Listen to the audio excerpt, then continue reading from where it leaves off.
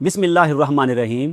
ہر انسان چاہتا ہے کہ وہ زیادہ عرصے تک جوان، تندرست اور توانا رہے، لیکن کیا آپ نے کبھی سوچا کہ کچھ لوگ عمر سے پہلے ہی بوڑھے کیوں نظر آنے لگتے ہیں، جبکہ کچھ لوگ زیادہ عمر میں بھی جوان اور پر رونق دکھائی دیتے ہیں؟ کیا صرف اچھی غذا اور ورزش ہی جوانی کو برقرار رکھتی ہے، یا قرآن کریم نے بھی ایسی ہدایات دی ہیں جو انسان کی جسمانی، ذہنی اور روحانی تازگی کو برقرار رکھنے میں مدد دیتی ہیں؟ آج ہم قرآن کریم کی روشنی میں ان اصولوں کو جانیں گے جن پر عمل کر کے انسان اپنی صحت، توانائی اور زندگی کے حسن کو بہتر بنا سکتا ہے۔ آج کا انسان جوان نظر آنے کے لیے کیا کچھ نہیں کرتا؟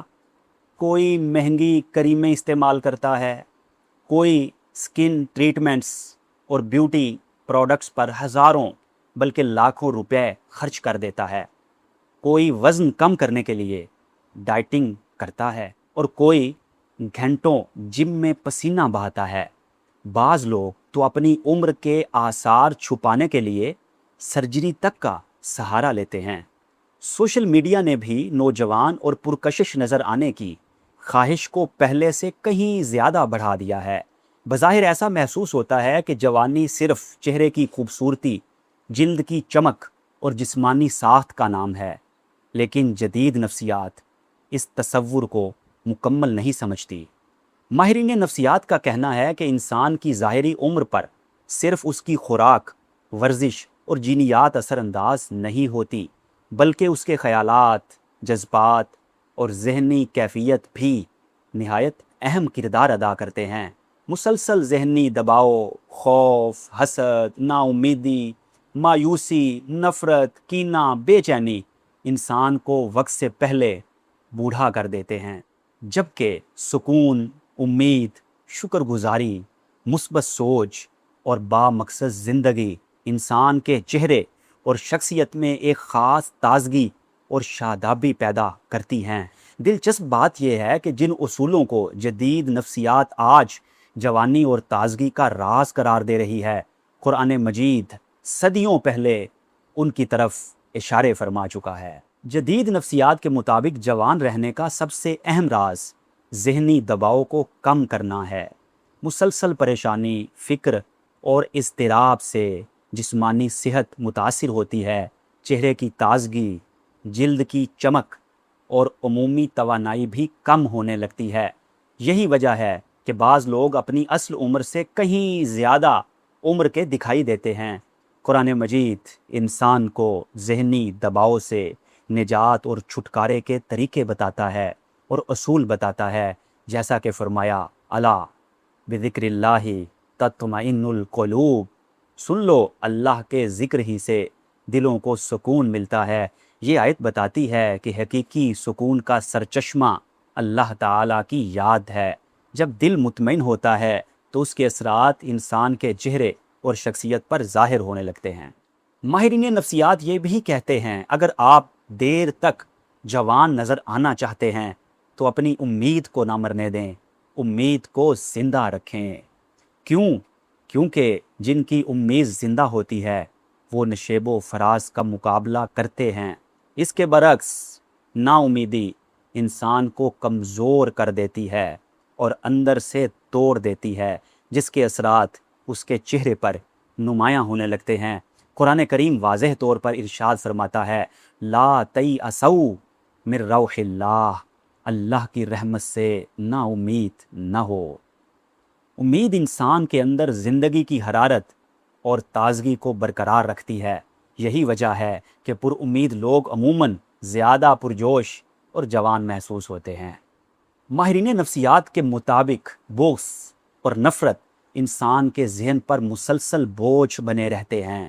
جو شخص دوسروں کی غلطیوں کو دل میں جمع کرتا رہتا ہے وہ دراصل خود کو اذیت میں رکھتا ہے۔ اس کے برعکس معاف کرنے والے لوگ جو ہوتے ہیں وہ شاداب اور ذہنی طور پر صحت مند رہتے ہیں۔ قرآن مجید اسی لیے ہدایت عطا فرماتا ہے، وَلْيَعْفُوا وَلْيَصْفَحُوا، چاہیے کہ معاف کریں اور درگزر کریں، معاف بھی کر دیں، اور جس کو معاف کریں اس کی غلطیوں کو دل سے بھلا دیں، یاد نہ رکھیں، بات ختم کر دیں۔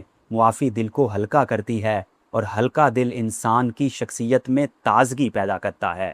جدید نفسیات میں مثبت سوچ کو کامیاب اور خوشگوار زندگی کا بنیادی اصول سمجھا جاتا ہے۔ مثبت سوچ کا مطلب یہ نہیں کہ انسان مشکلات کا انکار کر دے، بلکہ یہ ہے کہ وہ ہر مشکل میں بہتری اور سیکھنے کے مواقع تلاش کرے۔ قرآن مجید ہمیں ہر حال میں مثبت زاویہ اور رویہ اپنانے کی تلقین کرتا ہے۔ ارشاد باری تعالیٰ ہے وَعَسَىٰ أَن تَكْرَهُوا شَيْئًا وَهُوَ خَيْرٌ لَكُمْ، ہو سکتا ہے کہ تم کسی چیز کو اپنے لیے ناپسند کرو اور وہ تمہارے لیے بہتر ہو۔ جدید نفسیات کے مطابق شکر گزاری خوشی اور ذہنی سکون کا اہم ترین ذریعہ ہے۔ شکر گزار انسان اپنی محرومیوں کی بجائے اپنی نعمتوں پر توجہ دیتا ہے، جس سے اس کے اندر اطمینان پیدا ہوتا ہے۔ اللہ تعالیٰ فرماتا ہے لَإِن شَكَرْتُمْ لَأَزِيدَنَّكُمْ، اگر تم میرا شکر کرو گے میں اور زیادہ دوں گا۔ شکر گزاری انسان کے دل کو روشن کرتی ہے اور اس کی شخصیت میں مثبت توانائی پیدا کرتی ہے۔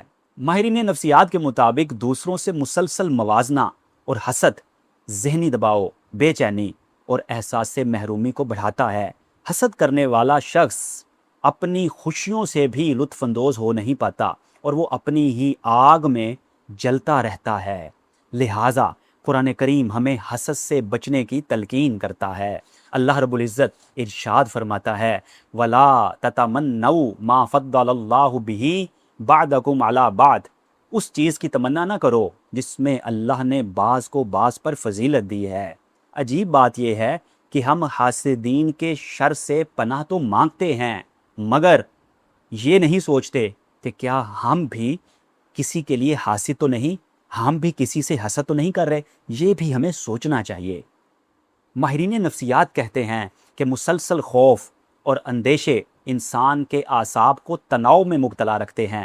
نفسیات کے مطابق خوف کی حالت جسم کو مسلسل ہنگامی کیفیت میں رکھتی ہے، جس سے ذہنی اور جسمانی صحت متاثر ہوتی ہے۔ قرآن کریم اسی لیے اولیاء اللہ کی جو صفات بیان کرتا ہے اس میں سے دو یہ ہیں لا خوف علیہم ولا ہم یحزنون، نہ ان پر کوئی خوف ہوگا، نہ وہ غمگین ہوتے ہیں، نہ وہ خوف کا شکار ہوتے ہیں، نہ وہ غمگین ہوتے ہیں۔ اللہ تعالیٰ پر بھروسہ انسان کو خوف کے بوجھ سے آزاد کر دیتا ہے۔ ماہرین نفسیات کے مطابق وہ لوگ زیادہ خوش اور متحرک رہتے ہیں جن کی زندگی کا کوئی واضح مقصد ہوتا ہے۔ مقصد انسان کو توانائی، حوصلہ اور سمت عطا کرتا ہے۔ قرآن مجید میں اسی لیے انسانیت اور جنات کی تخلیق کا مقصد بتایا گیا وَمَا خَلَقْتُ الْجِنَّ وَالْإِنسَ إِلَّا لِيَعْبُدُونَ، جن و انس کی تخلیق کا مقصد یہ ہے کہ وہ میری عبادت کریں، میری بندگی کریں، یعنی ہر وہ کام کریں جس میں اللہ کی رضا ہو۔ ان کا سونا، جاگنا، اٹھنا، بیٹھنا، چلنا پھرنا، آنا جانا، ہر معاملے میں اللہ کی رضا مقصد ہونا چاہیے، اور اسوہ رسول کو وہ سامنے رکھیں تو ظاہر ہے کہ ان کی بندگی کا مقصد پورا ہو سکتا ہے۔ جدید نفسیات کے مطابق اندرونی سکون اور جذباتی استحکام انسان کی شخصیت کا حسن ہے۔ جو لوگ اندر سے مطمئن ہوتے ہیں وہ زندگی کے مسائل کا بہتر مقابلہ کرتے ہیں۔ اسی لیے قرآن مجید نفس مطمئنہ یعنی مطمئن انسان کو کامیاب قرار دیتا ہے۔ اللہ تعالیٰ فرماتا ہے یا ایتھا النفس المطمئنہ، اے اطمینان والی جان۔ جدید نفسیات کہتی ہے کہ مضبوط اور مثبت تعلقات خوشگوار زندگی کے لیے اہم ترین اسباب میں سے ہیں۔ محبت، تعاون اور اچھے تعلقات انسان کے ذہنی سکون کو بڑھاتے ہیں۔ اسی لیے اللہ تعالیٰ ارشاد فرماتا ہے انما المؤمنون اخوہ، تمام مومن بھائی بھائی ہیں، تو آپس میں مل جل کر رہنے کی اور ایک دوسرے کے ساتھ تعاون کرنے کی ہمیں قرآن کریم تلقین کرتا ہے۔ معلوم ہوا کہ جدید نفسیات جو ہمیں طریقے بتاتی ہے کہ ہم کس طرح جوان نظر آ سکتے ہیں، اپنی عمر سے کم عمر کے نظر آ سکتے ہیں، چہرے کو شاداب کس طرح رکھ سکتے ہیں، اور اپنے آپ کو توانا اور صحت مند کس طرح رکھ سکتے ہیں، جدید نفسیات آج یہ اصول بتا رہی ہے۔ قرآن کریم نے 1450 سال قبل ہمیں یہ اصول بتا دیے۔ اللہ تعالیٰ سے دعا ہے کہ ہمیں قرآن کریم کے اصولوں پر چلنے کی اور اس کی ہدایات پر عمل پیرا ہونے کی توفیق عطا فرمائے۔ وما علینا الا البلاغ۔